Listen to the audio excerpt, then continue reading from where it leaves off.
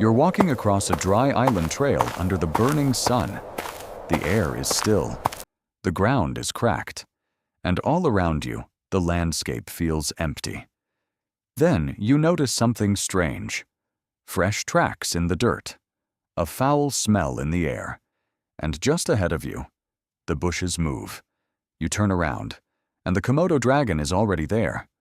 Low to the ground, heavy, silent. Its tongue flicks out. Its eyes lock onto you. Too close, too fast. And now, you only have a few seconds to make the right decision. What do you do to survive? In today's video, we're going to break down how dangerous the Komodo dragon really is, how it attacks, when humans are most at risk, the deadly mistakes that get people killed, and what you need to do if you ever find yourself face to face with one. Because this is not just a giant lizard. It is an ambush predator with sharp, serrated teeth, strong claws, and venom that can worsen blood loss and shock. A Komodo dragon attack can be fatal, and even prey that escapes the first bite may collapse later from its wounds. And what makes it even more terrifying is that by the time you realize how much danger you are in, you may already be standing inside its kill zone. Part 1. Why it is so dangerous. The Komodo dragon is one of the most dangerous reptile predators in the Indonesian dry island environment. It is dangerous because of its stealth, its cutting bite, and most of all, its ability to turn even one successful wound into a deadly advantage. A lot of people imagine a Komodo dragon as slow. That is a mistake.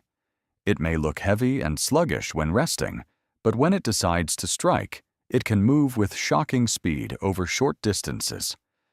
And once it reaches you, its attack is not about crushing you with bite force alone. It is about opening deep flesh wounds with curved, serrated teeth, and then tearing harder with powerful neck muscles. That is what makes it so dangerous. It does not need the strongest bite in the animal kingdom. It only needs one clean bite in the right place. Because after that, the real damage begins. Komodo dragons have venom associated with their bite that interferes with clotting and contributes to blood loss and shock. They also rely on deep lacerations that rapidly weaken prey. And in many cases, the real danger is that you may not realize how close you are until it is already too late. This animal hunts low, watches carefully, and commits fast. You do not get much warning. You do not get much time. And you do not get many mistakes. Part 2. How it attacks. When a Komodo dragon attacks, it usually happens fast. First, it closes distance quietly or rushes in from short range. Then, it bites and rips. And finally, it either tries to drag you down immediately or leaves you badly wounded and follows as you weaken. That pattern is what makes this animal so terrifying. A Komodo dragon is not built like a python, a lion, or a crocodile. It does not kill in exactly the same way. Instead, it uses a brutal wound and weaken strategy. The teeth slash, the neck pulls, the flesh tears open. Researchers and animal experts describe Komodo dragons as relying on sharp teeth and strong neck muscles to create severe wounds, while venom contributes to blood loss and shock. If the victim goes down right away, the attack can turn violent immediately. If the victim escapes the first contact, the danger may not be over. A wounded target can still be tracked later. That is one of the most disturbing things about this predator. It does not always need to win in one moment. Sometimes it only needs to damage you enough that time starts working against you. And the entire attack can unfold in just seconds, leaving very little time for a person to react. That speed is one of the biggest reasons these encounters turn deadly, because panic thrives in short windows. And panic makes people do exactly what they should not do. Part 3. When humans are most at risk. A Komodo dragon does not always attack humans on purpose. Attacks on humans are not the norm, but they can happen, and when they do, they are serious. The risk goes up when people move through Komodo dragon habitat carelessly, when they get too close for a photo or out of curiosity, and when food, blood, or strong smells attract the animal's attention. The most dangerous situation is when you are on foot, at close range, with no barrier between you and the dragon, especially if you do not notice it first. That is when people are most likely to panic, make a mistake, or end up trapped inside the animal's strike zone. Another dangerous moment is when a Komodo dragon feels provoked or cornered. Large reptiles often become far more dangerous when escape routes are blocked. A dragon that feels threatened at close range may not retreat. It may commit forward instead. And once it decides to test you, you're in a bad position, because humans are used to obvious danger. We are good at reacting to loud warnings. We react to roars, to charging hooves, to dramatic movement. But a Komodo dragon often brings a different kind of danger: low posture, silent approach, sudden burst. By the time your brain catches up, your body may already be too late. Part 4. Deadly mistakes.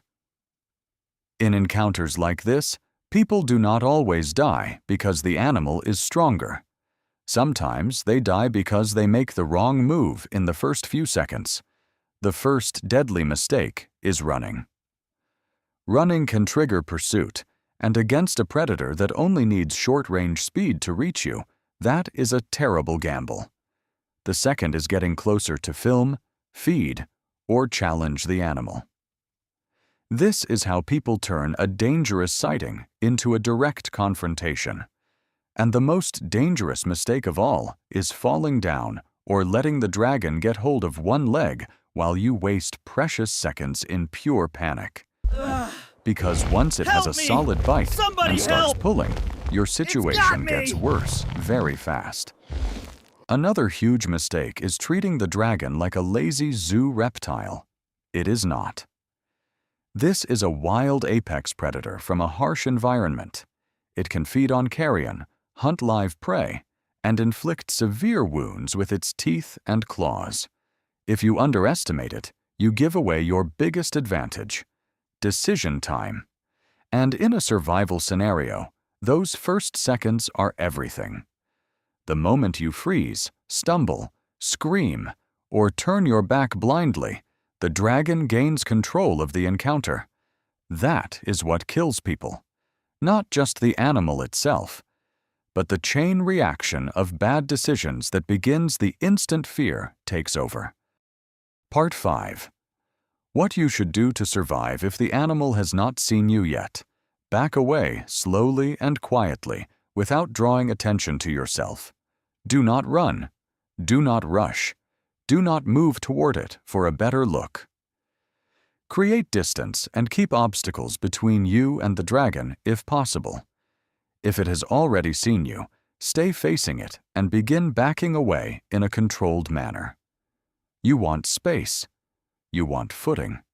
And you want to avoid any sudden movement that turns you into a fleeing target. If it starts coming closer, make yourself alert and difficult to approach. Use a firm posture. Keep watching it. Put any object you have between you and the dragon: a backpack, a stick, a branch, a jacket wrapped around your arm, anything that can help block the mouth or create separation. And if it launches a real attack, you must fight to stay upright, protect your legs and throat, and use everything available to strike the head, face, or snout while trying to break contact and get out of range.